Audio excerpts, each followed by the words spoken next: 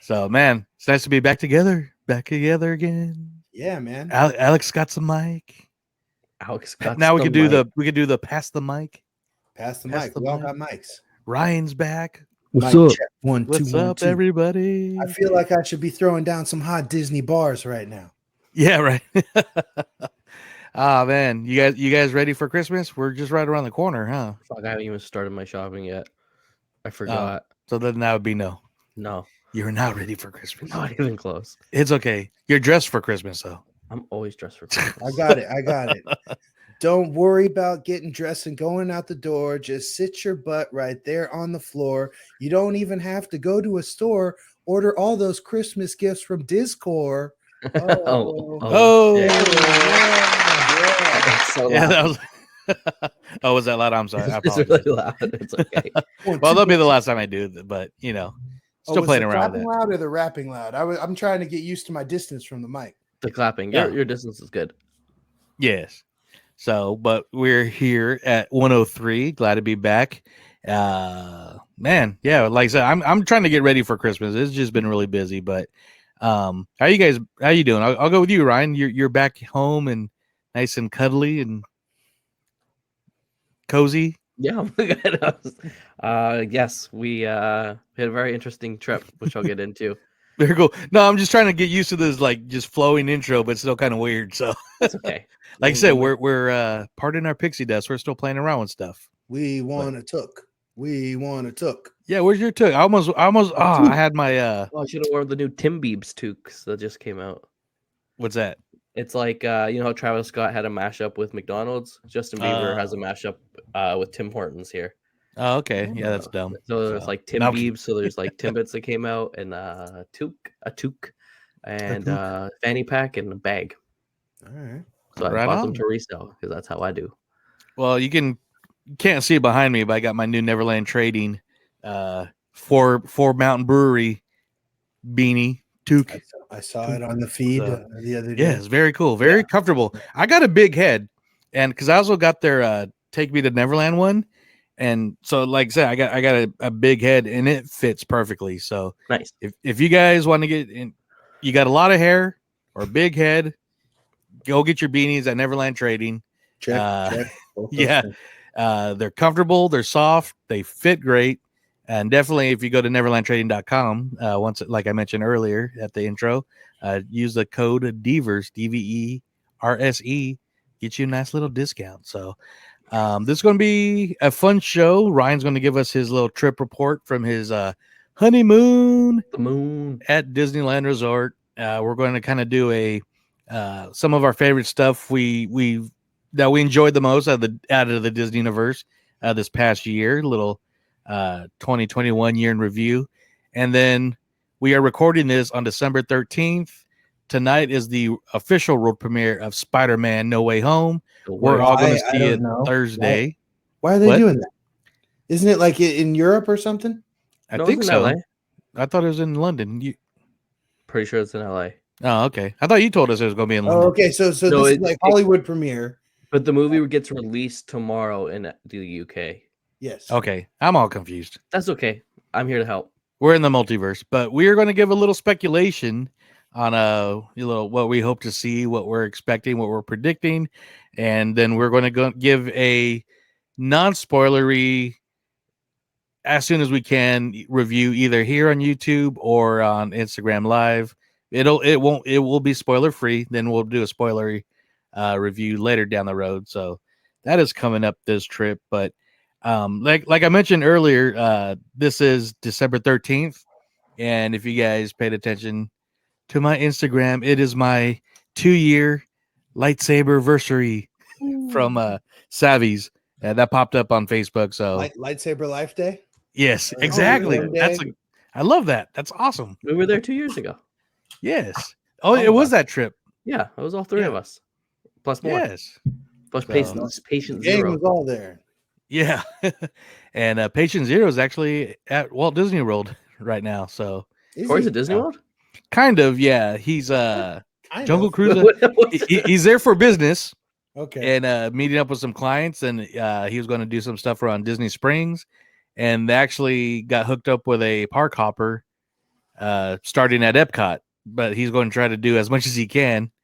He wants to get to Magic he can Kingdom. go to all 4 parks once like 1 o'clock hits or something, right? Yeah, I think there it says 2. Okay. I thought it was 12. So, But he's just got 1 day? yeah. He's got 1 day, so Disney World? Has he been before? no. Oh man. So May the odds be ever in your favor, Corey. I would try and do as much as I could and hit At least him he's all. got Genie Plus though to help him out a little bit. Yeah, I would just hate, like, if I was there for the first time for 1 day, I would hate to go to one park and think about being so close to all the others. yeah, So I would definitely rather skip around and get a little bit of everything, you know. Yeah, especially with him wanting to be mainly at Magic Kingdom, but starting at Epcot. So I told him, well, do certain things, then head over to Magic Kingdom and do what you can. Then he's like, yeah, I still wants to do Tower of Terror. I'm like, well, okay. So do Epcot, go to Hollywood Studios, do Tower of Terror, then bust through Magic Kingdom if you can. But I was gonna say I don't think he's gonna get to Animal Kingdom. You didn't even mention Animal Kingdom. Yeah, I didn't even throw that in there. So are you not that fond of it? No, I am. It's cool. That was my favorite park. Yeah, it was my least favorite for me, but it's still fun. It seems like, I mean, I would want to do the ones that are most different from what we have over here. So that would be Epcot and Animal Kingdom.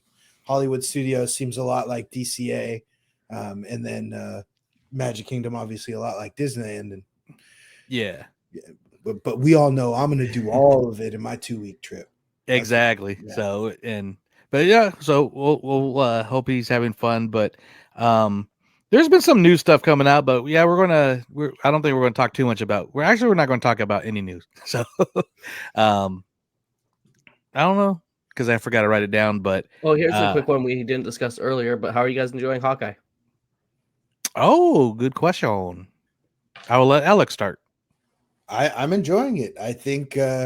As I had said before, I kind of went into it with low to no expectations, and it is definitely, I mean, I guess that being said, it can't really have surprised me, but I'm pleased with what we're getting. I saw a quick take from Screen Rant. It was one of the Facebook feeds, and it said that episode 5 is going to, quote, break the internet. And so if we're getting into I guess it's kind of tie-in or whatever Spider-Man theories, but I have a theory that episode 5 will tie into No Way Home, and that episode 6 will come out of the back end of it. I think Kingpin is going to show up. See, it's leaning towards that. Totally, but I don't think that would break the internet. The internet was onto that like months ago, you know? Yeah. Mephisto. See? Mephisto might break the internet, but Tobey Maguire, Andrew Garfield show up in Hawkeye. I just have this whole thing with Hawkeye. It takes place in New York. Spider-Man takes place in New York. Although it hasn't clearly been said that Spider-Man's going on around Christmas. Although there is the scene that we see with Doctor Strange in the trailer in the snow and the sweatshirt and everything. I think it has come out. Yeah, saying maybe it is that whole purple thing at off the Empire State Building is happening while Hawkeye and Kate are doing something. I don't know. I'm shooting for the stars on this one. But I'm just really excited that we're going to get to see those two things back-to-back days. Yeah, because they are purple, both of them. So true. But the show's been great. Yeah. The show's great. I like it. I'm with you, Ryan, but in the rest of the internet saying that it is going to be Kingpin, because in a show about an Avenger with really no Avenger level threats, Kingpin is a pretty big threat to the regular man or person. So I think that'd be really cool. No, I really like it. The action, I mean, for a TV show, we keep talking about like the action that through like the Mandalorian and all this other stuff, but I think it was a second episode where they're doing the car chase and the camera kept panning from inside the car to the chase, back inside the car. Yeah, I mean, that was a great shot, and that is like cinema quality cinematography there. So Hawkeye being one of the weaker Avenger characters, the show's a great show, I think. And he's not weaker, he's just not well branded. Exactly. Some tender moments, unexpected, especially like when he his ear after the ear hearing aid went out. Mhm. Then his kid is on the phone, and just that whole little conversation, and yeah, it was really good. I like it. Plus, I like the Christmas feel. Daiquiris and Christmas movies. Yeah, exactly. Daiquiris make good ice packs too if you're Yeah. super sore. So, no, I really like it. I like Alex your theory too about how it might tie in, because it seemed like the Mandalorian, and kind of going, Star Wars, can't not talk about Star Wars, but how that one episode it came out on a Wednesday instead of a Friday, and it was an episode where Grogu healed Grief Karga. Then the next day, Rise of Skywalker came out, and that's when Rey's force healing people. So, I mean, I don't know if that was on purpose or not, but I mean, they showed us two episodes, week one, intentionally so that the calendar would lay the way it laid. yeah, And having that Spider-Man release right in between episodes 5 and 6, I was really hoping it was going to be, Spider-Man would be right after, and it'd be something like that. But I don't know. We'll see. Yeah. It's a little bit of a stretch to tie the two of these together, being like what is the most anticipated Marvel movie since Endgame and the most ground-based Avenger, yeah. But in the same city, like you said. So, but yeah, I'm really excited. I'm really enjoying Hawkeye more than I thought I would. Like so far, Marvel's just the Disney Plus shows. Everything's been a home run in my opinion. So yeah, and we'll see what happens in a few days with Spider-Man. How that's going to expand on the MCU and even the Sonyverse, and not Disney. Technically Disney or MCU related, but did you guys see the Into the Spider-Verse or into the not the it's a different title. The Spider-Verse Strikes Back? It's something like that. But did you guys see that trailer? The second one? Whatever it was volume 1. I noticed Yeah, that. part 1, yeah. No, I didn't see it, but I saw it, but then I didn't click on it, and then I just forgot about it. But I will watch it. Spider-Man 2099, baby. Yeah, it looks awesome.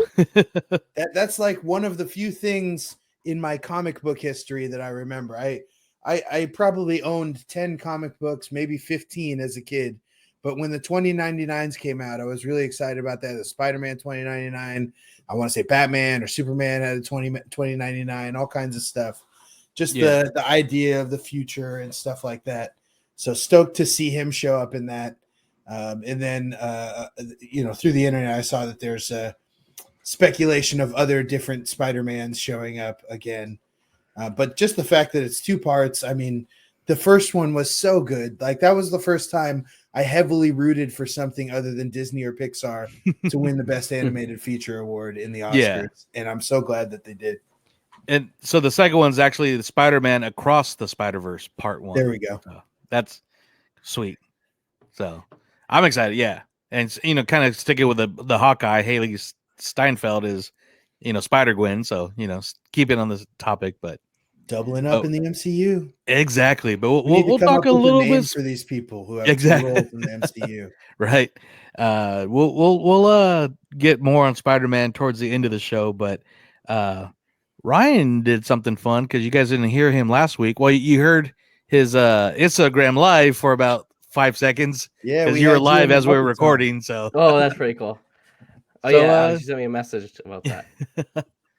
So the show's all yours, man. Tell us about your okay honeymoon.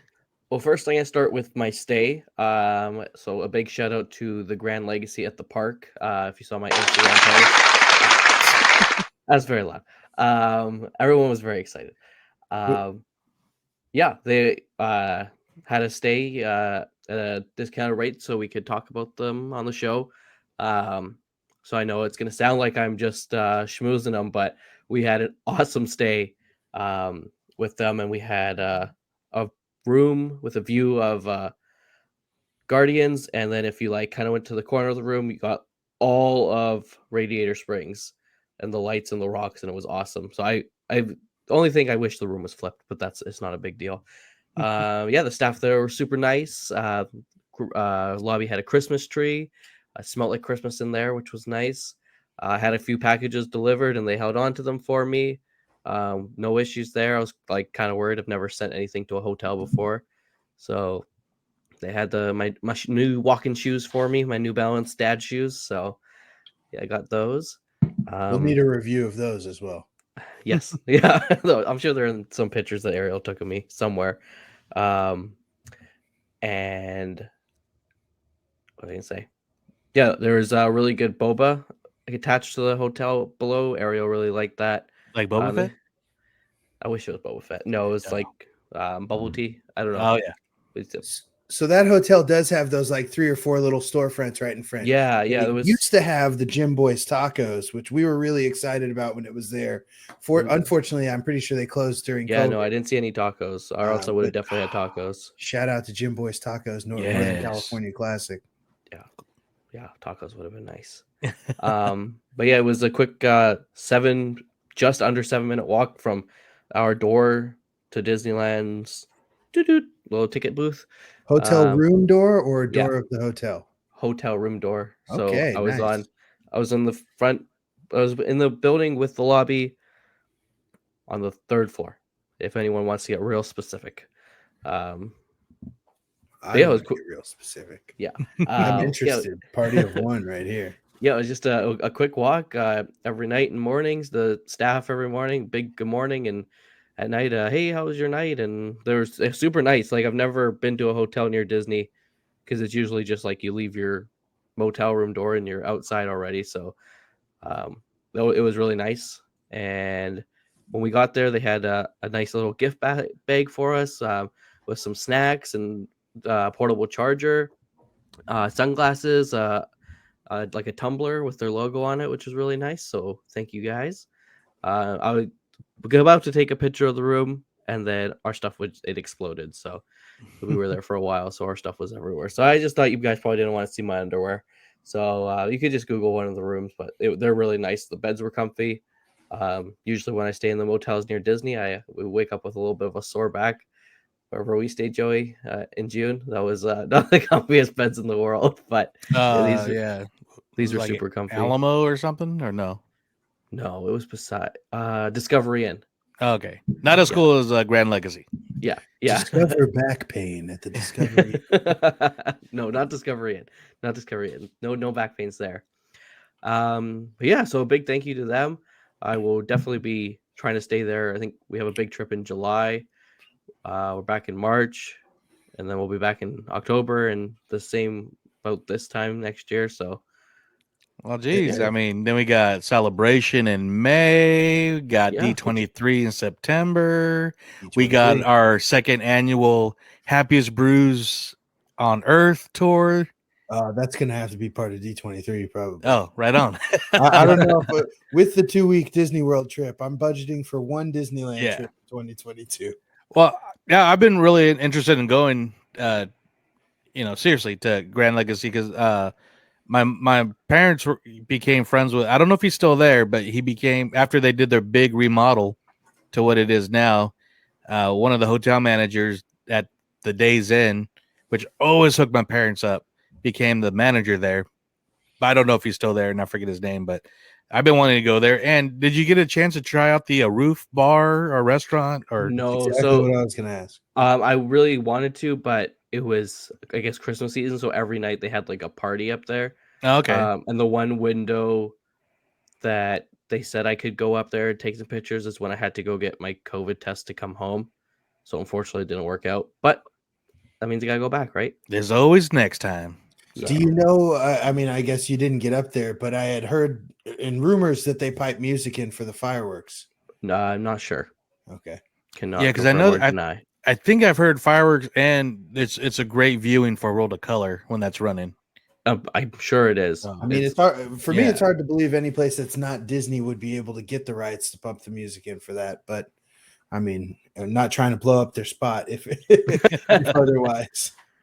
They can always use SoundCloud. Yeah. I mean, the music is out there in public domain, so as long as you're good at timing, time up a YouTube video or something.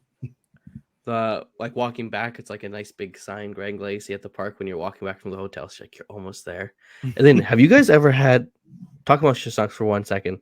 I'm just gonna find a place that we Ubered like almost every night. I know the last couple of times we went to Disney, we walked past the Grand Legacy. So being Yeah. that close to Disney would be a treat. Even one of my favorite places to stay, purely for the reason that they have a 24-hour pool and hot tub. 4 Points Anaheim is probably about twice the distance as there. So having that close proximity would be great. I'd be more inclined to make those afternoon trips back to use the pool and hot tub, things like that. Have you ever had Joe's Italian Ice near Disneyland? No, every time I've gone there, it's super crowded.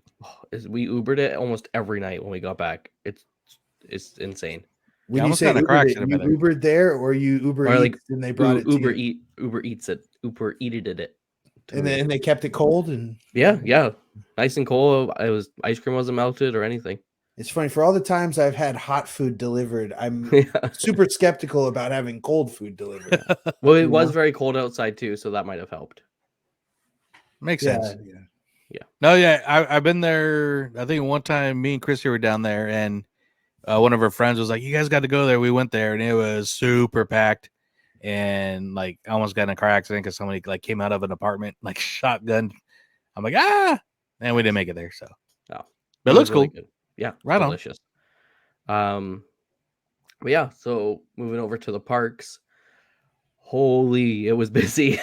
It's the busiest I've ever been at a Disney theme park. It was B to N the whole trip.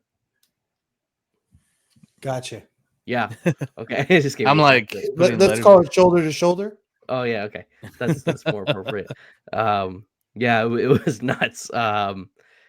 I think the shortest wait we saw for like a non like fantasy land ride was like 45 minutes all day for like the 8 days we were there. So we just did a lot of sitting and eating, which was okay too because the last 3 days Ariel was super sick.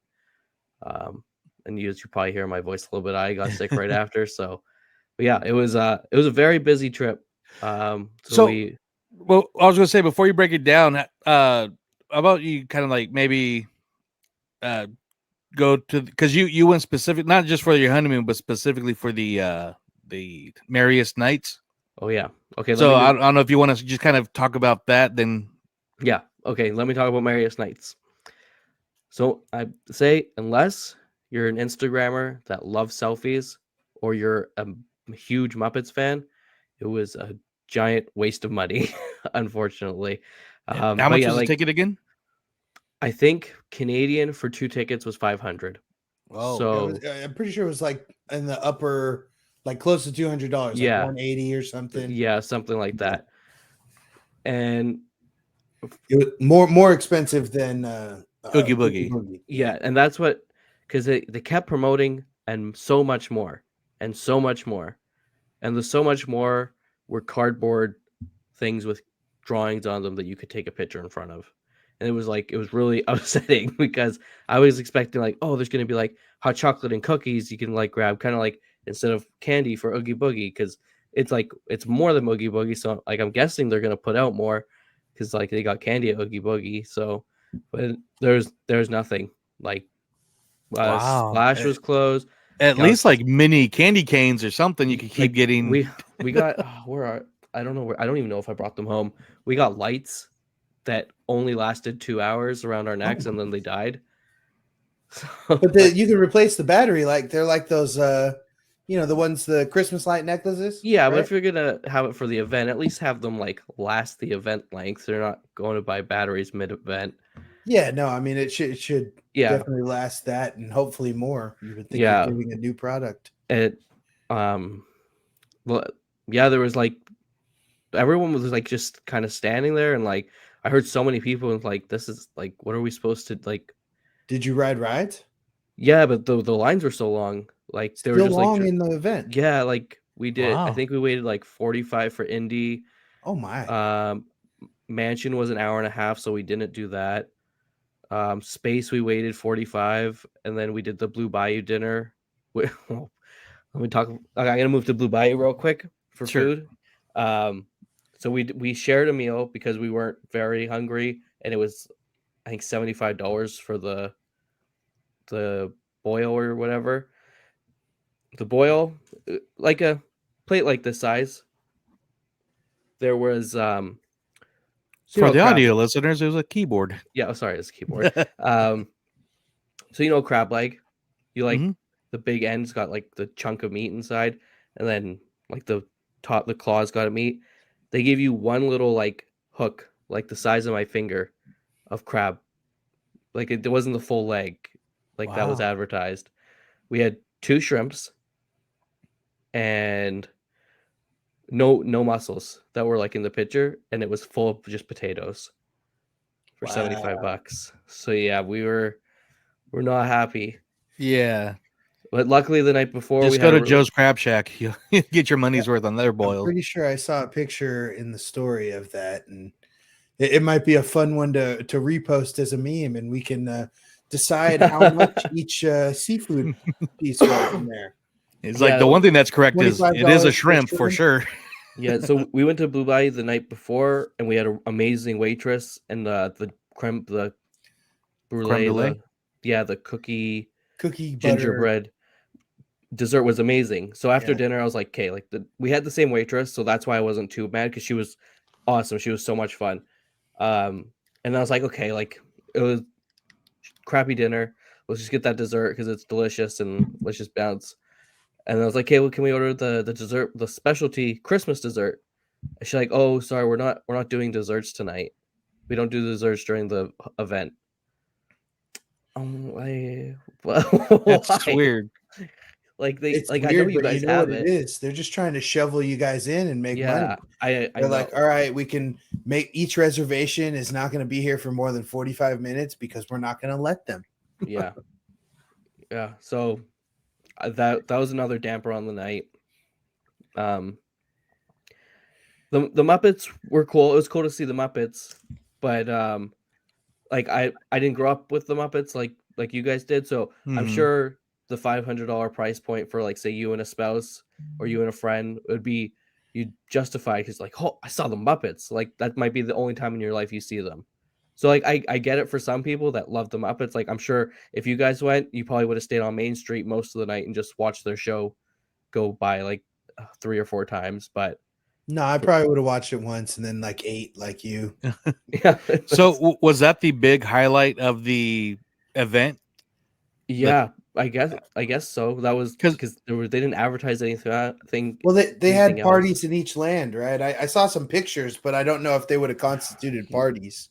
Yeah, like the Fantasyland party with Elsa, she was just kind of tucked away, waving at people as they walked by.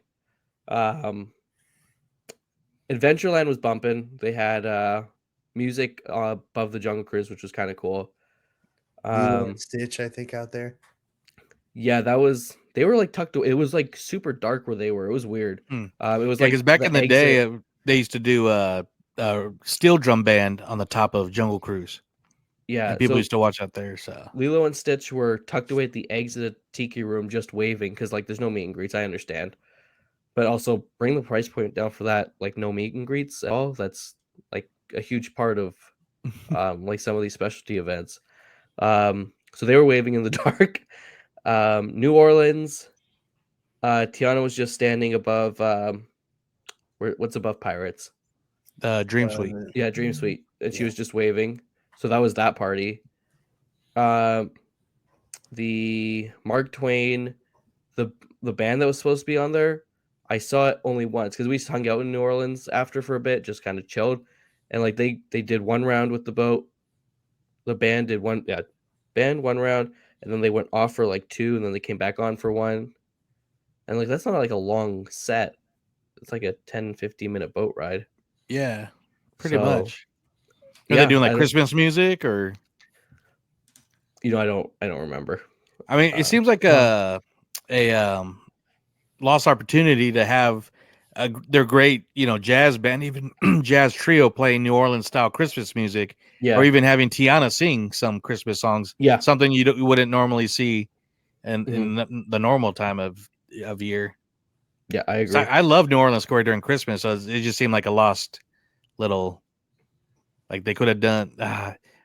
seems like from what you're saying, they could have done a little bit better, a little bit more effort, especially at the price point. Yeah, I think a lot more effort. So, but yeah, it was wasn't the best. And did Main Street have carolers? Weren't they supposed to have like some? Because the way it was described as, I was totally picturing, Dickens style carolers and Main Street and the Muppets, Christmas Carol and. Unless I missed it, I didn't see carolers. There's cool projections on Main Street, but like they can kind of do that whenever. It could have been more than cardboard cutout photo ops. Yeah. A prime example of Disney selling ideas before they are realized. Yeah. So, because I mean, even when they give us the blue sky and the concept art of attractions, the one I'll pick out because I know it'll stick in all of our heads is the concept art we've seen for the potential Quinjet Wakanda ride in Avengers Campus. Mm-hmm. Just looking at the picture, I'm like, how are they going to do that?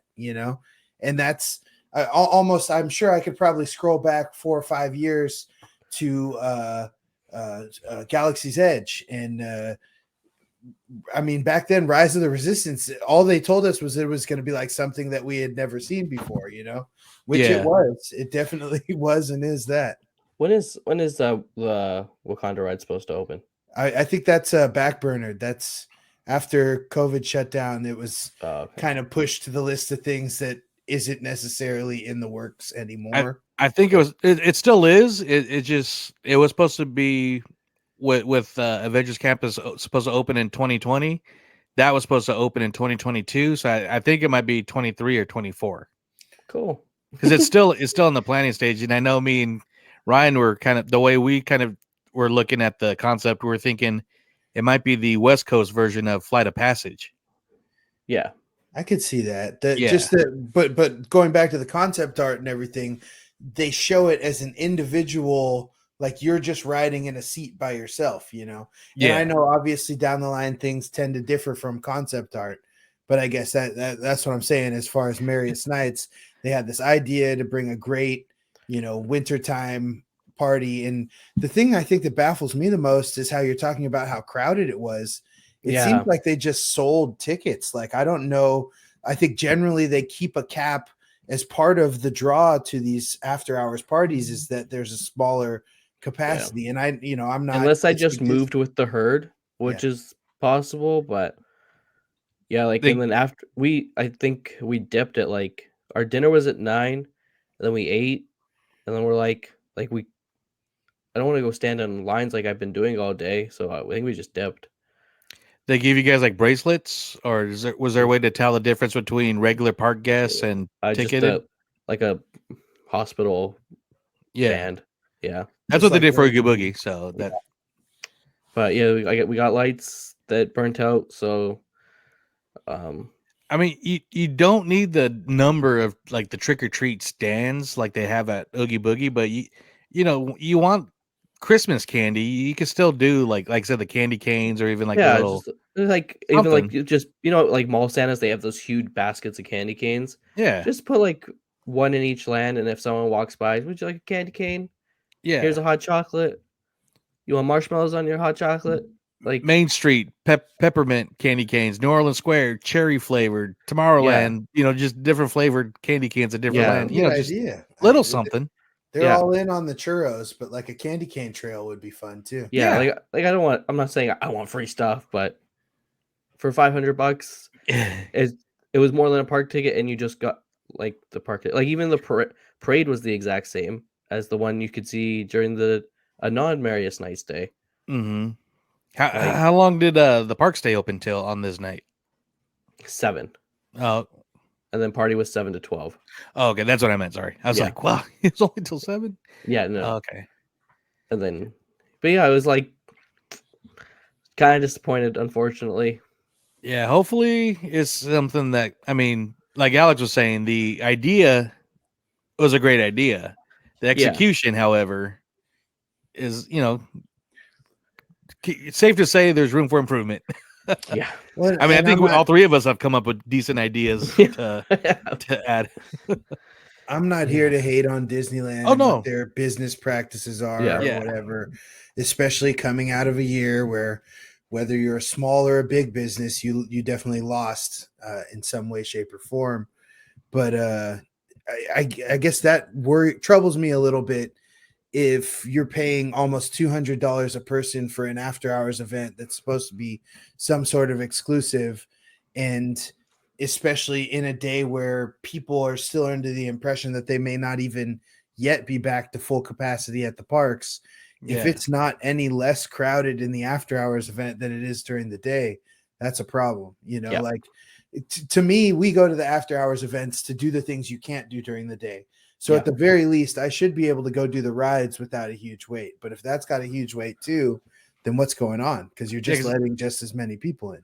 Yeah, I don't know why they closed Splash, like during like Splash wasn't like a crazy wait the whole time, but you close off Galaxy's Edge, and Small World's not open, and then you close Splash. That's like 4 hitters right there closed. Yeah, well, Small World was closed due to but then like at least like water maybe just keep Splash open then, just to like move the flow of the crowd a little bit. So I mean, because kind of going back to Oogie Boogie, I think Oogie Boogie is worth the price of the ticket from what all that's offered. And even when we went on a Mission Breakout, it was 10-minute wait for that. And I mean, that was the end of the night, and it was like the only ride we went on, but we went with the intention of seeing the villains and the treat trails and stuff like that. Like I said, doing the stuff that you can't normally do. And Web Slingers was still about 45 minutes standby, so that makes sense. They should bring back the Jingle Cruise, just more Christmas themed stuff. But like just something, change it up. Yeah.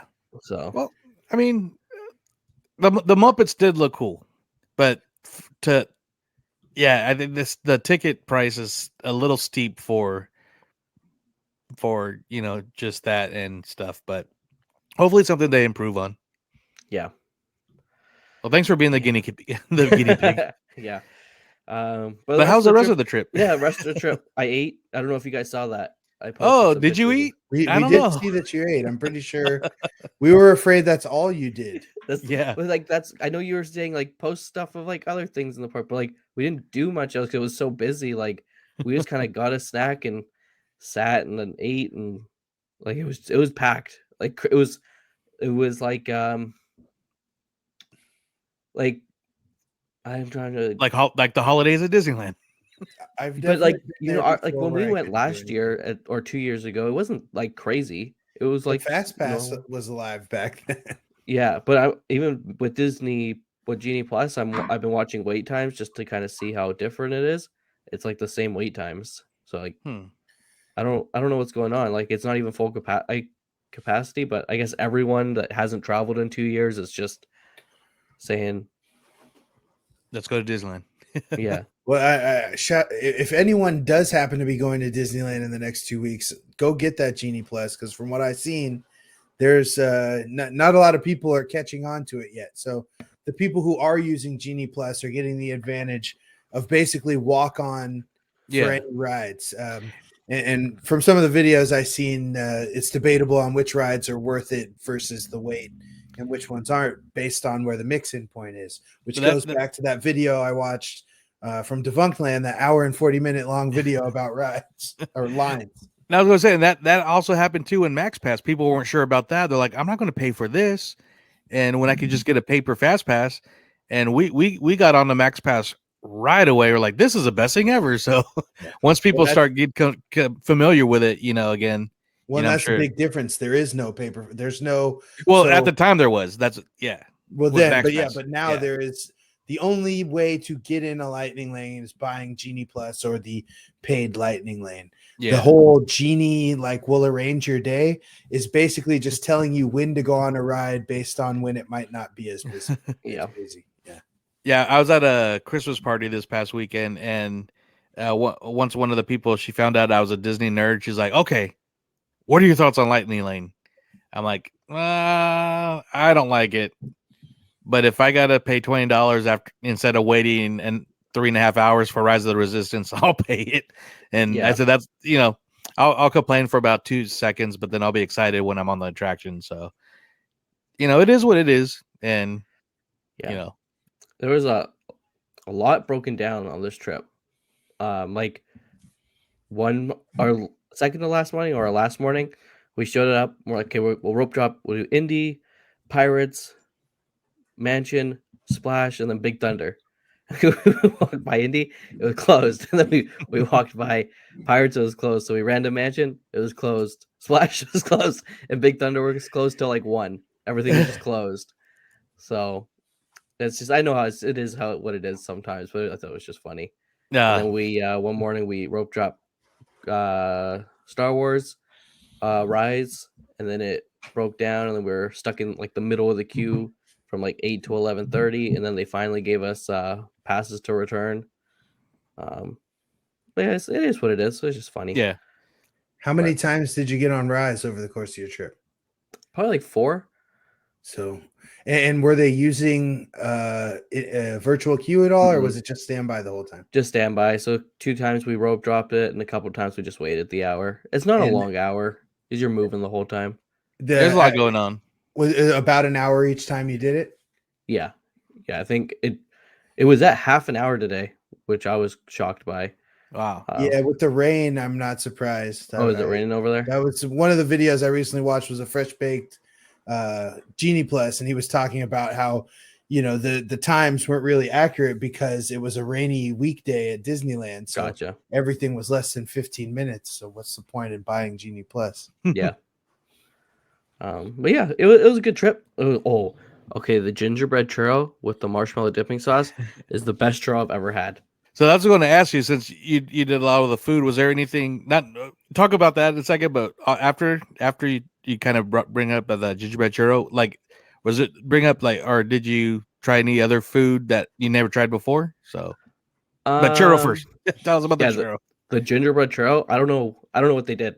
It was insane. Like, we had like 10.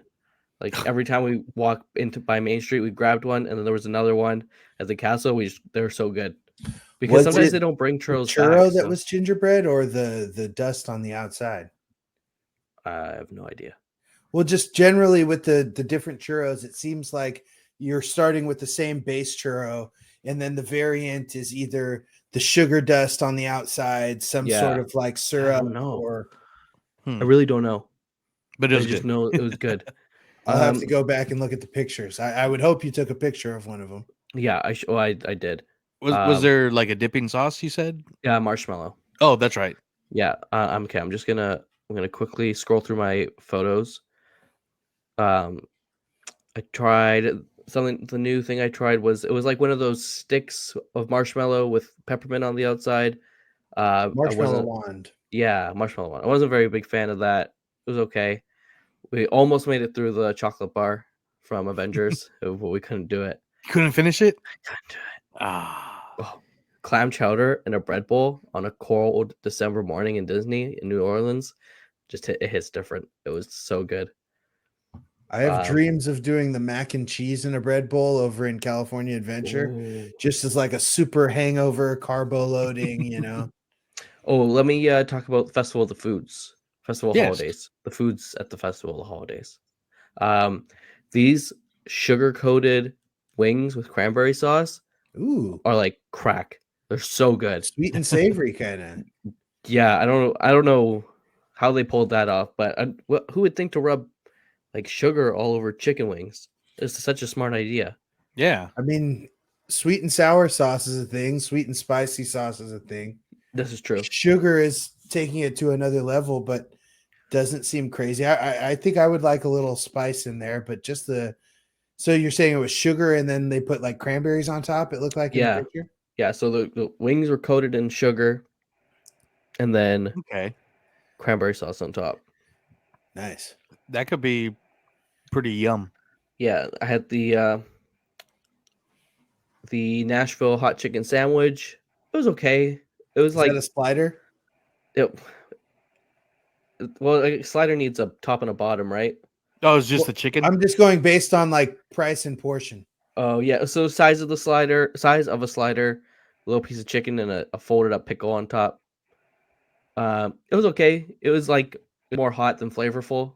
It's more just like, you know what I mean? Okay. Should Like I Frank's explain hot that? sauce, but a little bit Yeah, hotter. yeah, not much flavor, just a lot of pain. So Because I've gone to several places and actually had a really good Nashville hot chicken sandwich, and it was like, okay, this is legit. So, but I yeah, think something like that needs to be on a full size chicken, not a small, yeah, just to enjoy it. I agree. And then we had the for pleasure. the mac and cheese with stuffing on top. That was pretty good. That is a good one. I've had that one. Yeah, and then I think It's a that's white it. cheddar mac and cheese. We had like a gingerbread cookie and a macaron. And Ariel had something else, but Did you it guys was have any drinks? we did. We went to Lamplight, and I had the Hey. Mickey's Fun Wheel, and Ariel had the Ursula drink, I think. Okay. Poor Unfortunate Soul, I think it's called. Yeah, something like that. Yeah. Oh, and have you guys had the donuts at No, I Lamplight? haven't. So it was mini donuts with candy cane chocolate dipping sauce and toasted marshmallow dipping sauce. And it You was just had a reservation for downstairs, correct? yes. Yeah, because so on our trip during Oogie Boogie, we were upstairs, and I'm pretty sure there's different menus. Upstairs is basically just like appetizers and drinks, but different appetizers than the ones downstairs. And then downstairs has like a full menu with entrees, drinks, appetizers, whatever. Possibly. Oh no, I was just wondering, were those like donut holes or just donuts? Mini donuts. Oh, okay. Yeah. So a mix. Yeah, and then we had a Pop-Tart from the Food and Wine Festival. Just a Pop-Tart. You can get those at the grocery store. Yeah, I know. But no. That's why it's not just a Pop-Tart. It's a Disney Festival of the Holidays. Yeah. Savory $7 Pop-Tart. Pocket. The only other bad meal we had besides the boil. Yeah, the boil was Cafe Orleans. When was the last time you guys ate at Cafe Orleans? It was prior to the shutdown, and I know that they changed the portion on the Monte Cristo, which bummed me out. I'm pretty sure they changed it to a half with fries instead of previously being what a full was is 4 halves of Monte Cristo. But that would be my big gripe on it is changing that and charging you the same price. Yeah, so I just wanted the pommes frites, the garlic fries. Yeah. And they wouldn't just serve me fries. I had to get something, so I got like a mac and cheese. But it was gross. That just looks like fries. Yeah. That's ridiculous because before we would get the Monte Cristo in the pommes frites and split it. So yeah. I'm sure that's why they decided to just do that with the Monte Cristo. And I don't know if I got like just an old batch of fries, but they were like hard, like when you hit them on the table hard and cold. So this was Cafe Orleans? Yeah, and Ariel got chicken and it was super like slimy. So it was like a $70 dinner. We only had 2 bites and we're the last time I think I was there, I can't remember if it was Cafe Orleans or the French Market, but I mean I know they're just around the corner, but I want to say it was Cafe Orleans, but I had one of my favorite plates I've had at Disney, and it was a Cajun meatloaf with like red potatoes and like carrots and stuff, and it was so good. But that was a long time ago. Then we had Goofy's Kitchen. That was delicious. Ariel did not like breakfast, lunch, dinner. Dinner. Pizza. Yeah, I went for dinner, but it was kids' food, so I like kids' food. So I had like chicken strips and pizza and hot dog and spring rolls, Mickey shaped nuggets. Yeah, macaroni and cheese, baby. Macaroni and cheese. Yeah, and Ariel's like, at one point they even did a macaroni and cheese pizza there. Probably. Ariel's like, we paid $70 for kids' food. I was like, I love it. This is the best food ever. Food is. It's about how much of it you can eat. In those particular sittings. I ate. And then we had, I think it's like the amount at Carnation Cafe for lunch. We had a couple meals there, but like the sourdough, the melt. Oh, kind of like a turkey melt.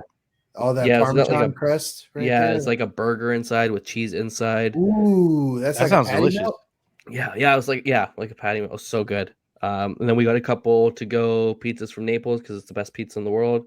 So we did that a couple nights. I haven't even been there, but I can't. It You need can't to be do the the best pizza in inside. the world, especially for the price. Next time you go, just go in and just do the go. You have to go in and sit down and just get a small margarita. I've had the margarita there. It's the best pizza in the world. I've got Mountain Mike sitting in the living room that would beg to differ, my friend. Okay, don't knock it till you try it. Okay, I've tried it. I'm knocking. I'm not knocking it. I'm just in disbelief because I've eaten some good pizza. Me too. That's like my favorite food is pizza, and I've had pizza parts of Canada, Chicago, New York. It's just downtown Washington, Disney. Everything I they know. have is overpriced versions of something you can get somewhere else. But it's and my wife's Italian, and she even says the best pizza in the world. Okay. I've had Domino's that tastes better. My favorite thing I've had in downtown Disney, they don't serve anymore, but it was a gumbo pot pie at Ralph Brennan's. Oh, that sounds delicious. But that's an Scaled down example their of menu. something that I can't find anywhere else, you know? Yeah. Okay, next time we're there, I'll buy a large. We'll have a slice of margarita. It's the sauce. Well, you're taking one of my walls out of the way, which is the price. If you take the price I'll off, pay. it's Next time you go to Disney, I will PayPal PayPal you $20 just to go get the pizza. I look forward to it. It's so good. But you have to, it's better inside. The takeout is really good. The takeout is not the best pizza in the world, but the inside, when you just bring it right from the oven where you watch them make it, right? Oh, so good. Oh, I'm so hungry. Did I eat anything else that was worth talking about? We still had a couple festival holidays. Oh no, sorry, that was a while ago. You got a Ronto wrap, right? Yeah, I got one Ronto wrap. It's good. They're just I don't like the price now. They're just expensive now. It's $15, right? Something like that. And if you wanted the Tatooine Sunset, it's like $6. So it's like a $25 snack at the end of it, or $20 or. Yeah, weren't they at 12 when we were there? They were $8 opening day. Huh. See, and thank you, because I know I wasn't there opening day, but I was there. I guess it was right after Rise of the Resistance opened. But the price went up, and it went up quick. Yeah, I know it's good, but you can't price a snack like a meal. Yeah. Well, clearly they can, because we keep buying them. I mean, I guess, but I mean that the same can be said for the after hours parties. You know, like until we can collectively as an audience say we're not going to go until they give us a reason to.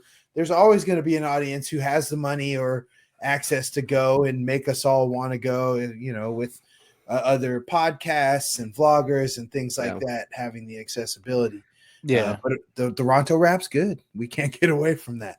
I'll have to get into my unofficial cookbook and see if I can replicate it better, and then I'll undercut the competition out on Harbor Boulevard. Well, I gotta check because I got the Galaxy's Edge cookbook behind me, so I gotta see about. That'll be a fun episode. Maybe we should try and make Ronto wrap sometime. Do a live from our kitchens and all try to make it at the same time. One last thing for the trip report, and then I think I'm done. Got to see a chunk of the candlelight procession. Oh yeah, on your way out, right? Yeah. So Saturday we were downtown Disney, but it was going on. That's when we went to Goofy's Kitchen, and I wasn't a big fan of the vibe of the crowd, because it's all like rich people that are there, and everyone's walking around in suits, and they're kind of snooty because we went through Grand Californian. So invited guests, aka people who don't pay to come to Disneyland. Yeah, and like you got that vibe, like in the Grand Californian is clearly where they're all staying, and like walking through the halls, like you could just tell that they were like I'm above you type people. It was just like I wasn't a fan of the energy. So get away from me, SoCal Pass. Yeah. And then on Sunday night on our way out of the park, it was kind of a cool way to end a trip. I got to see a full song. I don't think I'd sit all day at a bench to wait and watch it. Like that morning, rope drop was insane. People were like sprinting to the benches, pushing people. It was like, holy, you were going to go sit here for 12 hours? More than 12 hours. So, and they're just ready to sit there and say, this is my family's bench for the day. It's weird. When I was doing the research to talk about candlelight on our last episode, I kind of got the vibe that like this was a thing that families would look forward to toward the year as be like the start of their Christmas season. And I know there's kind of different degrees of it because there is the processional that goes down, I believe, the full parade route, or at least down Main Street where they're singing the carols. And then there's the actual ceremony that takes place in Town Square, of which the invited guests have seating for, and what these people are waiting 12 hours on benches for. Yeah. So catching a song or two on the parade route might be cool, but unless I had a reservation, I don't think you'll catch me waiting 12 hours to see the show. And which, like you were saying, another missed opportunity last year to just film it with nobody there. Yeah. Where people that normally would be able to enjoy it can actually watch it on either Disney Plus, ABC, one of those. So. It would have been like Disney's Hamilton. Yeah, right. Give the world the gift of this thing that is so great that it is so hard to get to see, Yeah. It shouldn't be hidden behind a paywall. Yeah. Or a class wall, if you will. Yeah, definitely a class wall. It was cool. It was very preachy, very like that's churchy. The story of Christmas. It is the biblical story of Christmas. So yeah, it's funny when you say about like these people looking down or feeling like they're looking down upon you. I'm sitting here thinking about, Mary walking into Bethlehem and how there was no vacancy for her and she had to have her baby in a manger surrounded by animals. So, that was you. You were a little baby Jesus just trying to enjoy the party. In a tuxedo t-shirt. In a tuxedo t-shirt. Saying, I'm here and I want to enjoy the party, but there ain't no seat for me. Oh, yeah. Sorry. One last thing. I promise. I was at Knott's Berry Farm. Very dirty park now. Not renewing my pass. Button, Ryan. Hit the boo button. Boo. What? Oh, I don't have the boo. I got the boo button. Sorry, but go ahead. Tell your story. So we're walking up to the new ride, the bear ride, where you shoot things. Fairy Tales. And we're like, oh, is the ride open? He's like, oh, yeah, just 1 minute. And then I hear this voice behind me. I'm like, that's very familiar. And I turn around and it's Matt the Rat. It was just like, we both walked to the ride at the same time. It was just out of the blue. Nothing planned. Didn't even know he was going to be there. It was so random. It's like we could have been anywhere in the park. And we both decided to be there. So, yeah. That's awesome. Shout out to Matt the Rat. Shout out. And you said Knott's Berry Farm was?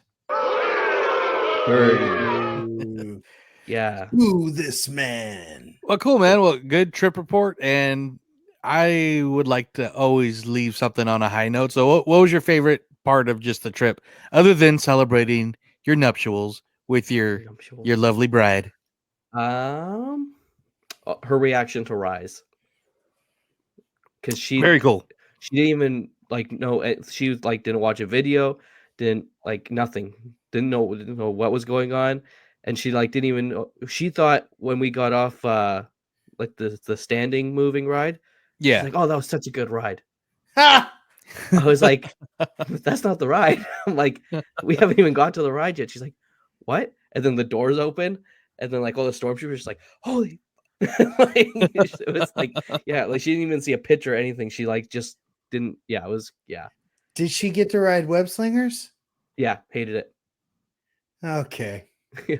I mean, if you thought just the standing part of Rise of the Resistance was good, you must have loved everything else. She's like, why don't we just go do Toy Story? It's so much better. I mean, in that comparison, maybe, but yeah. It's just I don't love web slingers myself, but it was entertaining. It's a ride I would wait less than 40 minutes for. Yeah, and I'm pretty sure when we had our virtual queue and rode it, we still had to wait about 40 minutes for it. Yeah, it's just that was made after Rise, and Rise is amazing, and they could have done so much with web slingers. A dark ride, Spider-Man ride, a Spider-Man dark ride. Yeah, so much potential.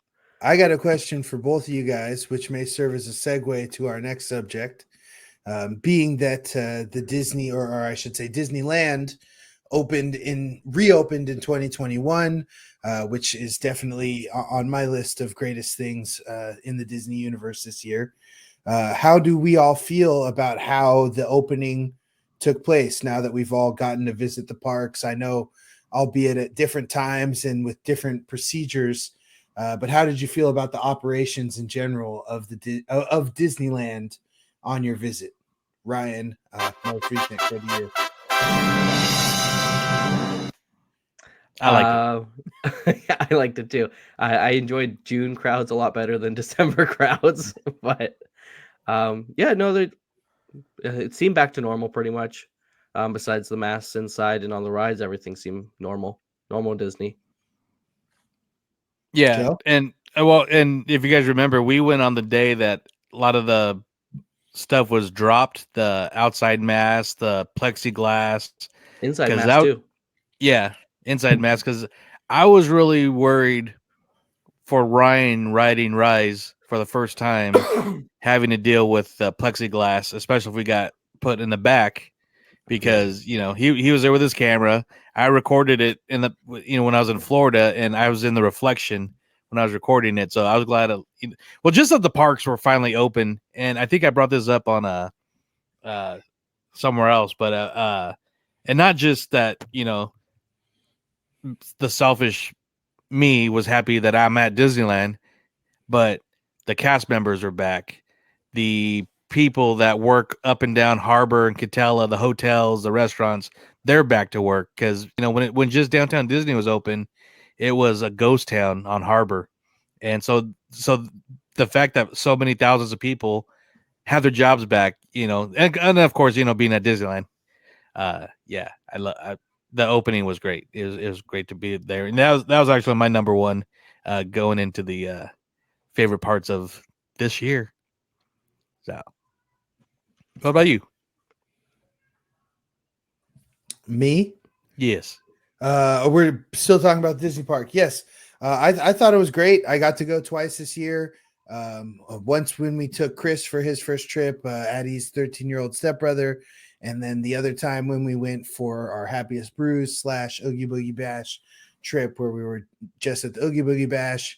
And yeah, I'd say for the most part, everything felt normal. I think the only thing is not getting to take pictures with characters up close and personal, and not having Fast Pass. That was a big one. But at least for those trips, I don't think either of those things impacted how I was enjoying the parks that much. Yeah, I look forward to trying Genie Plus on my next visit, and I'm just happy that the parks are back overall. But Yeah, and for those of you that just took a quick little breather, we just slightly transitioned to our year in review, or looking back at 2021. And actually, mine did start off not going to Disneyland because we didn't know when we were going to get back to Disneyland, but it was actually going to Disney World this past January. And so just to be at any Disney park at the time was just, I mean, especially coming from California at the time. yeah, and I've never seen so many Californians. I've mentioned this numerous times, but I mean, I got an AP discount with my old Legacy Pass just because they felt bad for us, at times. But just being at the time, not knowing, like I said, not knowing, it was great to be there. But then fast forward to June, then just being back home, it was literally, it felt like that Chewy we're home moment. And I'm like, I just want to, I think I went live on Instagram, and Ryan was a little couple, 20 feet in front of me because he didn't want me to catch him teary eyed walking down Main Street. That wasn't me. That's someone else. But no, it's from a crappy 2020, 2021 did get better, and movies came back. To a point, we're going to be getting Spider-Man tomorrow, but no, what were some of your guys' favorite? Should we jump into the comments and go with those before we do duplicates? Yeah, sure. Why not? So did you want pulling them up right now? Okay. Cause I have it up already, but if you want to read some or I made sure Addie got in there before we recorded so that she'd have something to say. Oh yeah. I saw, that was like perfect timing. So let me see here. So I did do the post, and let's see, I'm going to go in order. So our boy Alfredo, one of our DU crew members, he Shout wrote, out. Shout DU out, group. Alfredo. DU group. Favorite Oh, Disneyland jeez. moment was Okay. building my first lightsaber at Savvy's workshop. It was an amazing experience. I even got a video of it. And yeah, he even commented on my video because I was sharing that too. It's So very appropriate as this is your lightsaber life day. yes, lightsaber light day, 2-year anniversary. Michael Disney, good friend of the show, he writes, love the podcast during the pandemic this year. Keep it up. Love the Bob cheap ass memes and photo bombs of just getting ripped by all parts of the Disney community, even cast members with their own names for him. Missing old school Disneyland days. I'll get to that in a second. Drinks around for everyone at the Universe podcast. Please be safe this holidays and for 2022. Thank you, sir. We got to have you on the show again real soon. The Disney days. He would do unofficial days. Organize different meetups. So, like one of his big ones was like Autism Awareness Day at Disneyland, which have a lot of people coming through. He'd do a Star Wars and pajama night and stuff. But yeah, I miss the theme nights like the Tiki days and Adventureland days, and never made it to a Pirate Day because it's too close to Adventureland Day. But I miss those. Those are always fun too. And I will let you read your fiance Addie's comment. Hey, I just threw you there. And that's got right. it. I said fiance. I'm surrounded by nuptial people. Addie Renee loved Muppets Haunted Mansion. But you didn't say it right. Addie Renee loved Muppets Haunted Mansion. Hey. But her favorites were Wanda Vision, Loki, Shang-Chi. Luca was great. Raya and the Last Dragon was great. Rewatched just about every Star Wars movie. But by far my favorite moments were in the parks with my family for the first time since January 2020 and taking both my stepbrother and niece for their first trips to Disneyland. Very cool. Which First I time was in on, forever. and those were both great times.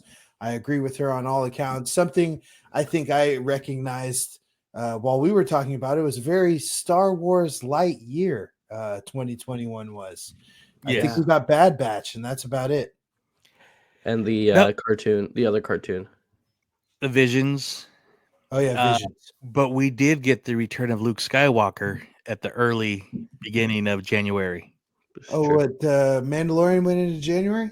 Yeah. I thought it was December, but I think I don't you're know. right. It felt like it. I don't know. I don't remember what I'm like, wow, Star Wars and being just since Disney bought Star Wars, this is the first year where, and maybe last year too. I don't know what came out last year. No, we had Mandalorian last year and the year before. So I mean, this is the first year they really haven't put out any Star Wars stuff. And with everything on the slate, it's probably the last year where they really won't put out any Star Wars stuff. Yeah, because we'll talk more about it in our what we're looking forward to in 2022 Boba episode. Kenobi. But there will be a lot of Star Wars coming up next year. Hot toys. Yeah. Before I mention some more of mine, what were some of your favorites, Ryan? Favorite things? It could be parks, movies, collectibles, whatever. Got some cool hot toys this year. Returning to the parks, checking out Disney World. It was pretty cool. I think I'll try it again when it's not the middle of summer. Yeah. Coming from Canada, that was a little rough. I'm excited for Thursday. I think that's going to be a big part of this year. I hope it's going to be a big part of this year. Yeah. Well, and I mean, just to refresh some of the new people, you did Disneyland and went straight to Disney World, literally. LA to Orlando. And I did that last time with New York and Chicago, and I was like, I won't do another long trip because I just didn't enjoy it as much as I would have. And then look what I did. I did it again, and I didn't enjoy it as much. So maybe I'll learn one day. Yes, one of these days. I'm tempted to try the 6 parks in one day challenge. I want to do that. I think if you just go to Disney for like land for one day to do that, it won't be as like exhausting. Well, that's not possible. 6 parks? Like, I mean, like if you don't do like a Disney trip, then go to Florida, then do a Florida trip. Oh yeah. So I Yeah. think it would basically be on the heels of a Florida trip because you have to go east to west to do that. There's no way you're doing it west. Oh, to yeah. Yeah. Well, west, for you hitting all guys, yeah, three it's be parks. easier. It doesn't really matter for me. You'd have to go. So You'd have basically, you'd have to do potentially the on the Joe back Rohde. end of our Disney World trip, on the last day, we'll fly back to Disneyland and jump into the parks just to be able to say we've done it. Yeah, like I And said, then you got that's worth the price of one park hopper ticket to me. Yeah. call that the Alex's Joe Rohde trip. So what would you do? Do you just like run into Magic Kingdom, run out, go to Epcot, run in, run out? Well, I mean, the rule you'd have to do at least one ride. Oh, you have to do a ride? Okay. Well, I mean, I Yeah. guess there's no rule. I think some people do it just take a picture in front of the landmark or whatever. I would try and do at least a ride. I've seen others who try and do a ride in a food item or a ride in a character photo. That's or what I'm saying. A something. ride and a snack. Yeah, right. I would do a ride and do that, but You're gonna do like pirates in and get my stuck. head, I'm saying, well, actually, I don't even think it's possible now if you can't park hop until 1 or 2. Because Yeah, to good be point. able to do all that, do 4 parks in Florida and make a flight and still get back to the West Coast in time to hit the other 2 parks, I would assume that you've got to do all 4 parks by about 2, you know? That's true. Yeah. Yeah. I don't think you can do it. So until they take that off, then I think I'm SOL. But I'm sure that'll be gone soon. It's hopefully, and it's not a smart thing. that gets us on to whether or not reservations are here to stay. But Yeah, Ooh. good question. it's the good and the bad that come with 2021. I don't think reservations are necessarily bad. I think they take some of the spontaneity, but there's a lot of other things like mobile orders and trying to pre-plan fast passes that take a bit of the spontaneity away as well. Yeah, the reservations work great for the Flex Pass. Well, and for But when- people like us who travel, Yeah. none of us live in the neighborhood. But when you got it, like somebody getting off work, they live, they work in Costa Mesa, and like, oh, I just want to go to Blue Bayou real quick, or I want to go down and get a corn dog.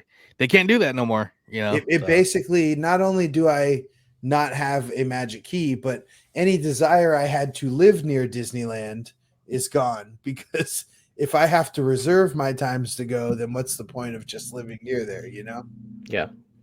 I mean, he's still closer, but Yeah. the whole draw would be able to live near there, have a pass that I could just go whenever I want. Yeah, So true. hopefully So, those things come back one day. Hopefully. I'm sure they will. One of the things I really enjoyed this year, and I'm gonna kind of piggyback on what Addie said, but the Marvel shows, everything that came out with Marvel this year. Like I said, WandaVision came out, and I know Ryan, you didn't like it right away. I don't know if you finished it, but Yeah, I did. Okay. I didn't like Captain America. WandaVision was good. Loved Loki, and I'm loving Hawkeye. Okay, I loved WandaVision when it came out, and I knew it was going to be weird. I knew it was going to be totally out there. So when it was coming out with like, I don't know what's going on, so I hate it. But I was like, I don't know what's going on, but I loved it. I dug it.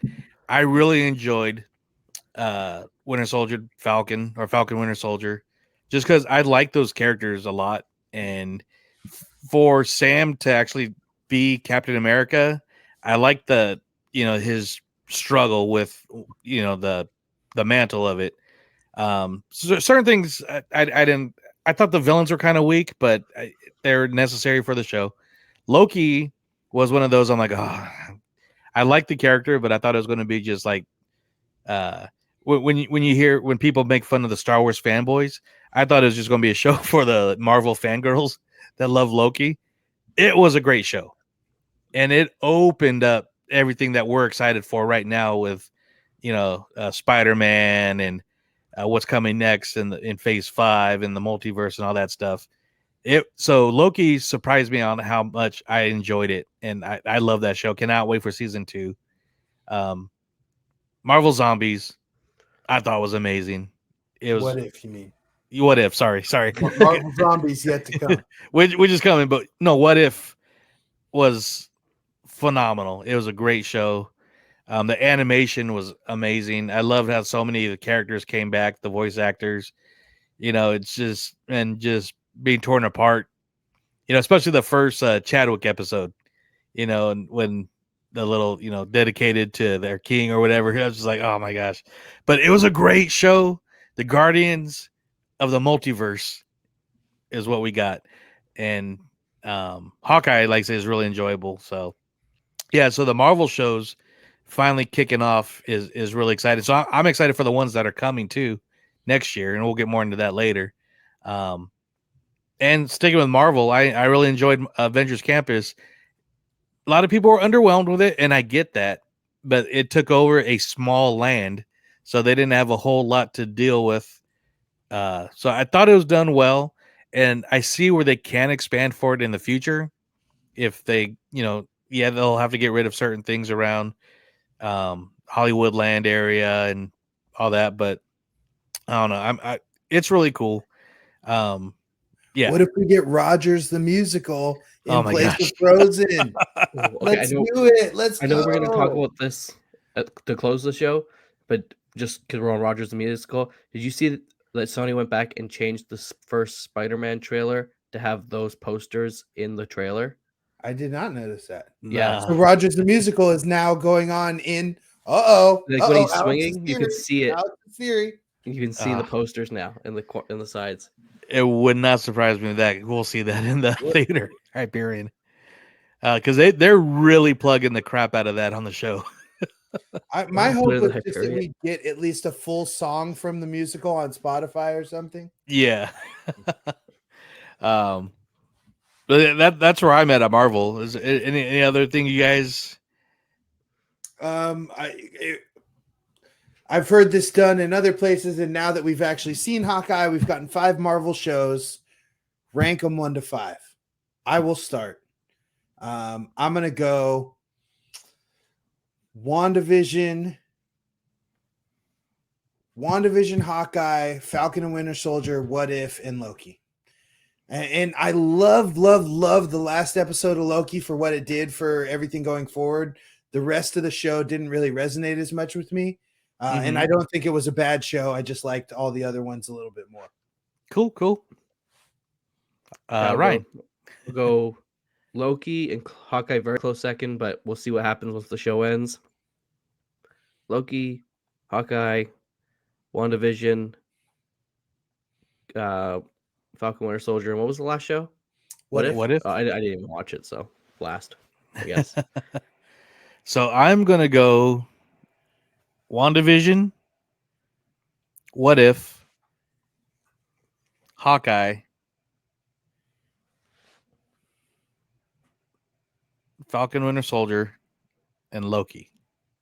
Yeah, see? Loki, good show. 5th but place. They're all but they're all good. I mean, but like I said, I think I loved What If a little bit more than like most of the people out there, but I just loved it. So I look forward to after what I had said back when it came out is after Doctor Strange and the Multiverse of Madness comes out. I feel that WandaVision is going to hit differently.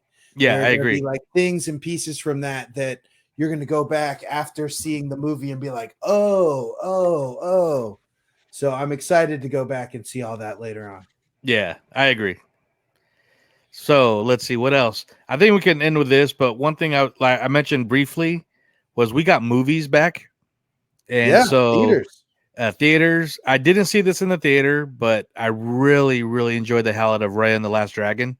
That was a lot better than I thought it was going to be. I love Cruella. Mm-hmm. I know that's last year. No, it came out in March or May. Yeah, it came out early this year. Okay, that was an awesome movie. Yeah, I don't know. I think me and you were not really expecting much from it. So when I saw it, it was a lot better than I thought. And I loved that Cruella that was at Oogie Boogie Bash. I really enjoyed the Black Widow movie. I just thought the timing of it was bad timing. And basically, I forgot that was this year too. Yeah, and basically it's like we know what happens to her. So being that this was kind of like takes place between Civil War and Infinity War, it's like the major threat of the movie wasn't a big threat because we knew she'd survive. Right. But that being said, I enjoyed the movie. It was really fun, great action, and I know Ryan's going to disagree with me with this, but finally got Jungle Cruised, and I love the movie. I'm happy Right you from the loved it. opening riff of Metallica in the logos, I was hooked. I enjoyed it. So I'm very interested to see where they're going to go with the sequel on that. I enjoyed the movie as well, but am just unclear on with where the story has ended, how they're going to keep it in the jungle, how it's going to, yeah, you know, and I got some ideas, but that'll be for another podcast. that's it. I'll say on that note of movies, and while it wasn't one that came out in the theater, nor was it one that technically came out this year, Soul, which was Disney's Christmas gift to us on Disney Plus last year, was a great movie. I was really happy to finally see that after all the talk about it and it not getting a theatrical release. And for those listening, look forward, if you haven't already gotten to see it in the theater, Disney Plus's Christmas gift this year, Encanto, will be available to all subscribers on Christmas Day. So if you hadn't got a chance to get out to the theater, which I am still going to try and do to see that, you'll be able to go and see it at home. And I just forgot probably my favorite Marvel movie of the year, Shang-Chi. Was an amazing movie. That was a in great the theater movie too. Eternals And- came out too. Also, I mean, Yeah, yeah. but it was What a heavy you said, Marvel I'm year. happy to get back to the theaters, man. Yeah. So, have you seen Shang-Chi yet, Ryan? I No. know you're about to see it, but It's on Disney Plus. Yeah, I'll throw it on when I get bored. It's like nothing grabbed my attention from any of the trailers or the marketing. You got a big TV and everything, right? Like a theater situation. Yeah. One of the new things they added during that whole Disney Plus Oh, the time IMAX was thing? the IMAX format. So yeah. you get like the full picture, and we just got a new TV with the sound bar, so I'm excited to TVs put you some get? of those on. What'd you say? Which TV did you end up getting? It's like a 60-inch Samsung, but Oh, nice. we opted for size over quality because it's basically your baseline TV at this point is 4K. And then everything else is like slightly better 4K until you get to It the depends 8K. if you want a game or you want to watch movies or you want to do this on it. Or... I mean, all of it looks good. It's just I have a living room I want to fill, so Yeah. and I can't afford to spend $1,500 on a TV. Well, before I want to get a new TV. Before we you end don't the have show, to spend $1,500 on Yeah. it. So just don't let them sell you on that. Well, we'll stick with a movie theme here, and like we mentioned earlier in the show, we're all seeing Spider-Man: No Way Home. Spider-Man. Spider-Man. We can all do the point thing. Yeah. We're all going to see it Thursday at different times. Me and Alex will be seeing it early evening, and Ryan will be seeing it late afternoon. But we will get on somewhere. I think we'll get on Instagram for that one. We could do that probably sometime between 8 and 9 p.m. Pacific time. But I just want to ask you guys. I know Ryan is super hyped. We're all super hyped for this, but this is one of Ryan's favorite. Is Spider-Man your guys' favorite superhero, or is it just me? I think it's just you. Okay. Yeah, I don't have a aversion to Spider-Man. I just because like the whole thing as a whole, and we've been going back and watching all the other Spider-Mans, the Andrew Garfield and Tobey Maguire ones, to get ready for this. And so I guess to that end, he should be the most prolific one because this will be his 7th movie or an 8th movie. Well, and Spider-Man, when it came out in 2000, I'm just checking, 2002. So that's like when I was 6, like prime, like toys year. So that's why I like Spider-Man's my guy. Yeah. So my before we get to like our little speculation, my favorite, other than some DC heroes, are actually Wolverine, and a lot of that is from the 97 Fox animated, and that's what got me really into X-Men, then got me into the comics. So that's why I'm excited for that show to come out when that happens. But I'll start with you, Ryan. What are you hoping? What are your predictions? What is your speculations on Spider-Man: No Way Home? So like the last 3 months, I've been like, obviously Andrew Garfield and Tobey Maguire in it. Obviously they're in it. But now I'm like starting to think they're not in it. Or so like have you guys watched the trailers, or are you staying away from the trailers? I've seen the watched main the ones. big ones, but every time I see it on TV now, I try and turn away. Yeah. So that like scene where they're like fighting like the three like The Sandman, Lizard, Lizard, and and Electro. Electro. yeah. And then you've seen like the little clip where Lizard gets kicked in the face or whatever. Yeah. But I think those three are fighting Tom Holland Spider-Man, Doc Ock, and Green Goblin. And I think that's a Doc Ock arm that punches him, or a Goblin bomb or something. Interesting. Because it's the way they're showing Goblin and Doc Ock so much, and not in like a vicious fighting way. They're like the Doc Ock they're showing fighting, but then it's like, oh, you're not Peter Parker. So I'm starting to think that that's a team. I can't get on board with that just because those three would wash the other guys hella bad. Well, I think Doc Ock, Peter Parker, and Green Goblin would wipe the floor with Sandman, Lizard, and Electro. Maybe those three aren't in the movie very long. Maybe that's like the first hour of the movie and they get washed. But the reason why I can see that Ryan's side is because throughout the trailer, you see Peter and Doctor Strange more at odds, where it seems like Peter, once he finds out that they died fighting Superman, Spider-Man in their multiverse, that he feels he doesn't want them to die. So it seems like he's going to go against Doctor Strange to save them or something. And even a couple times after the big reveal of like, hello, Peter, then once he realizes he's not Peter Parker, but then when he's fighting him, you see his tentacles, his arms with Iron Man's nanotech. Yeah. But then Electro, if you notice, has an arc reactor on his shoulder. I think he gets an arc reactor from Vulture. That's what I was thinking. So much, man. I don't even know how they pack it into 2.5 hours. Yeah. Well, look at Endgame. That was like what, 2:45? Yeah. And I feel like they had less story to pack into that. It's just like, with all these different there was a lot of characters in that one too. I don't know. Yeah. That's what I was thinking too. And I'm like, well, Endgame had literally everyone. Will you be disappointed if the other Spider-Mans aren't in it? I'm starting to accept they're not in it, so I don't get disappointed. But what I think's going to happen is there's going to be, at the very end, last 30 seconds of the movie, you know how all the portals open in Endgame, and then we got like a big fight after everyone came in? I think we're going to get two Spider-Man jump down, and the movie will end, and that's what the next trilogy will be about. I don't know. I'm here for it. I don't know what's going to happen. We were anticipating a stinger in Hawkeye of the last week, because I know there's only 6, and with the other Marvel shows, there were stingers either like the last 2 or 3 episodes. So I'm definitely thinking we're getting a stinger with episode 5. Yeah. What's a stinger? Like the post-credit scene.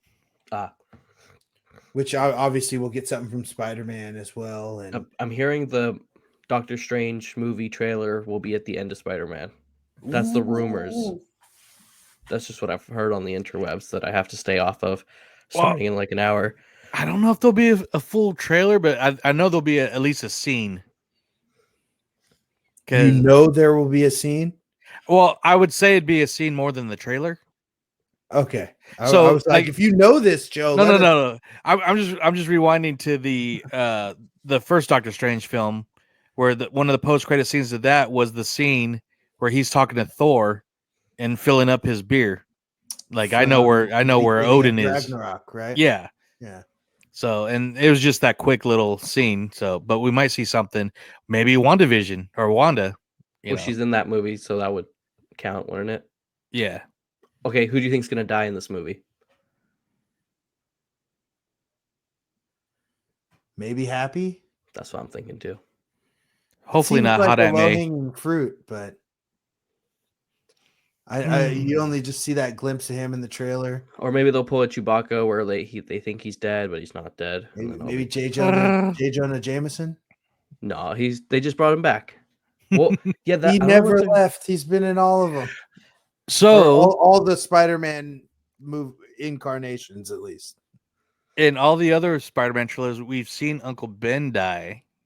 maybe we see Aunt May die in this Maybe one. we see Uncle Ben alive from a different multiverse. And that's what I was wondering is like, was Martin Sheen or the other guy come back? Well, what was I gonna It say? would have to be a much younger Uncle Ben though to be with Marissa Tomei, right? Yeah. There was Oh no, it would be a a different deleted scene from Andrew Garfield's Spider-Man where his dad came back at the end of Yeah. the movie. At the funeral scene. Yeah, maybe we get his dad, or I really hope that they have. Okay, well, if like I don't know how much like intertwining of all three like generations of Spider-Man they're gonna do, but Aunt May from Tobey Maguire's Spider-Man is still alive, so it'd be cool to see her in the movie. She's like 99, but Yeah, couldn't do much. yeah. Do you think we'll see the original Mary Jane or Gwen?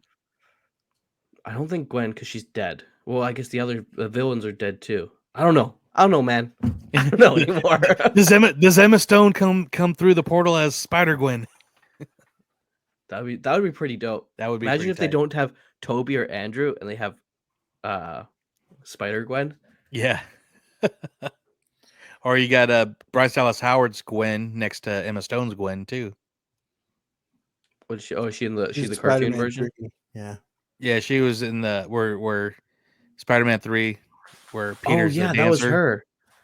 Oh yeah, she doesn't even look the same without the red hair. Finger guns. Yeah. So the scene that you're talking about with Doc Ock and Goblin. What if it's instead of them? What if it's Venom? I don't think Venom would be in that scene. I think he would be in end credits. Did you see the new Venom, right? Yeah, loved it. Okay, yeah. I think they'd have to. I think the next trilogy is going to be based around him, so I don't think they'd use him in this movie. Well, there's so much going on already. Yeah, unless it's the other stupid Venom from Spider-Man 3. It'd be really funny if that Venom shows up, like 5 seconds, jumps through the portal, and he's just there, and then the new Venom comes and just eats his head and just like kills him right away. I taste so good. Yeah. I don't know. I cannot wait. I'm excited. I'm just gonna go. I'm just gonna go for the ride. Hopefully, about the internet for the next 2 days. Yeah, stay off the internet. I'm kind of hoping. I'm worried if like Ned would die. I like his character. No, I think they're going to use him as a villain in the next trilogy. Hobgoblin Ned. Yeah, because he lost all that weight. Like I know he just lost that weight to be healthy, but like he looks like in shape. Like movie production paid him to get in shape. I believe there's a comic backstory to Ned becoming the Hobgoblin as well. Yeah. Ooh, interesting. The man in the chair becomes a man in the hob suit. Also, quick sidebar. I know we talked about Hawkeye earlier. And again, I'm not a big comic person, but I guess this Hawkeye show runs really closely to a specific run of Hawkeye comics. I'm forgetting the name of the author of those off the top of Matt Fraction, the Matt Fraction Hawkeye comic book run. So if you ever are sliding through a comic book store or have the Marvel Unlimited or whatever, check out those Matt Fraction Hawkeye comics. Along with the Hawkeye run that's going on. Yeah, they're looking at those. Yeah, they're taking a lot of the storyline, and even the font of the show is from the font of that comic series. So very cool. Yeah, I'm stoked for Spider-Man. I already spit out my big shoot is that it has a tie-in with Hawkeye for this Wednesday. So we shall see. We shall. Very excited. And Ryan's tidbit about Rogers the musical only further boosts my theory. Yeah. Well, very cool. Well, yeah, can't wait to talk about it on Thursday, just around the corner. And that is it for our episode. Before we go, we do have one quick bit of news that we want to talk about, especially since we're talking about the Merriest Nites special paid event.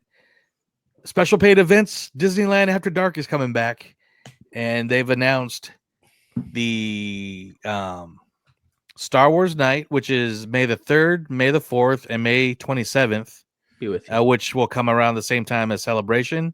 May the 4th would be fun. Yeah. They got the Sweetheart Night, which is around Valentine's Day, Yeah, it's and like then they 3 got nights Disney around Villains. Valentine's Day, So which is also Super Bowl week. I've always been yeah, told Super Bowl Sunday is a great time to go to Disneyland. So pair that with Sweetheart's Night. yeah. So these are the only 3 nights that we have. Do you think they'll announce any more, And so or much more. Sorry. it's so much? I think, especially on the heels of what we've seen with after hours parties, it'll probably be a wait and see. They don't usually tend to need to do those sort of things during the summer. Yeah, And with the amount of dates they have set up through the spring and early spring, it'll probably just set up to see if they want to do more specifically themed things in the fall and winter. yeah. Is there any one of these that stand out that you guys would like to go to? I would go to I think either Villains or Star Wars would be my top picks. I'd be interested in any of them, but don't have the funds. Yeah. How about if you could choose your own? Like, if what would you like to see? I would love to see another 90s or maybe even 80s. I'd love to see like decades. That would be fun. What about you, Ryan? After Merriest Nites, I have zero interest in going to one of these. So Yeah. Well, I know, like Christy was at the. I think it was actually labeled as a date night or retro night or something. I think she I was think it one was of them. Sweetheart's Night the last time, no? No, she did Pixar with her daughter. Oh, the throwback night then? Yeah, then so I think it was 90s? actual it was like 60s, 50s, 60s, 70s. Okay. And I think from the pictures I've seen from her and other people, that was the best one. The one that had Videopolis, I think that would have. That was the 90s and 80s one, I think. Yeah. That would have been out. And people were getting like fanny packs and stuff. So I would like a decades one. That would be cool. To the top, Videopolis. Yeah. But that's a bop right there. Yeah, that Hey, is. you guys go guinea pig these ones. I did my job. Fair enough. But no, so yeah, those are announced. We'll see if they'll get any more. I'm surprised that they won't even do like a Marvel one. Or we'll see, but maybe soon to come. Yeah. But an 80s one would be cool because you'd have like Tron, you'd have the Disney afternoon out there, and I don't know, it was cool. But yeah, thank you guys for listening to this episode. Hope you guys enjoyed. Let us know what you had fun watching. If do you also were you disappointed in Merriest Nites like Ryan? And special shout out once again to Grand Legacy Hotel for giving them the hookup. Yes, what was it? Grand Legacy at the park. Thank you, at guys. The park. Awesome. Everyone go stay there. Yes, hopefully we'll try that in the spring here. Do want to give one more time a shout out to our DU crew. I did that earlier, and we just kind of told you guys where to go for that. But now we're going to actually shout out our crew. So big old shout out to Jennifer, Mike, Sasquatch, Alfredo, Tyler, and Discore Apparel. Nice mashup of clothing and bands. Yeah, they're going to be doing the off-market mouse again in September. So you got until January. I should have wrote the dates down, but go to offmarketmouse.com and get the dates if you're a vendor and you want to do sell your stuff there. And also check out our good friends once again at Neverland Trading. Just check it out, neverlandtrade.com. Type in the Diverse promo discount code DVERSE and get you a nice little discount there. Next episode, and if you're not already subscribed to Disney Universe TV on YouTube, get on it. We're waiting to give away some awesome 4K Blu-rays that Joe has, and you can be seeing things like Ryan's pictures from his trip while he's talking about it, Joe's lightsaber that he's showing off, and me squirming around in my chair because I have to go to the bathroom. All these fun things you can only view while checking us out on Disney Universe TV. So we appreciate you listening wherever you are, but please check us out on the YouTube and tell your friends to check us out on the YouTube as well. That's where you're going to get all our reviews and other fun trip reports and videos and things that we have to show you. Yes, absolutely. So we will be back next year. I think we're going to record after New Year's, so we'll do what we're looking forward to. But thank you guys for checking us out, and until next time, Spider-Man. That's my Spider-Man. Okay. With great power comes great responsibility. You guys have a good night. Spider-Man.